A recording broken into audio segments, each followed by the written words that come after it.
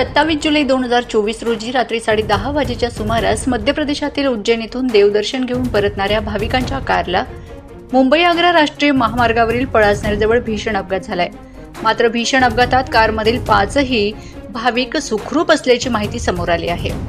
मिळालेल्या प्राथमिक माहितीनुसार कोपरगाव येथील 5 भाविक युवक महाकालचे दर्शनासाठी MS43 AN 5252 क्रमांकाच्या कारने मध्य प्रदेशमधील उज्जैन येथे गेले होते. दर्शन घेऊन परत कोपरगावकडे मुंबई आग्रा राष्ट्रीय महामार्गावरून जात असताना शिरपूर तालुक्यातील पळासनेरजवळ असलेल्या साईप्रसाद हॉटेलसमोर भरधाव अज्ञात वाहनाने मागून कारला जोरदार धडक दिली. त्यात कारने 3-4 पलटी खात एका लेनवरून दुसऱ्या लेनवर उलटली. मात्र कारमधील भाविकांना साधी किरकोळ सुद्धा झाली नाही असं सांगण्यात आलंय. अपघाताची माहिती मिळताच मृत्युंजय दूतचे कार्यकर्ते व महामार्ग पोलीस आणि तालुका पोलिसांनी धाव घेत मदतकार्य करून कार सरळ करून वाहतूक सुरळीत केली. माझा खानदेश न्यूज ब्युरो, शिरपूर.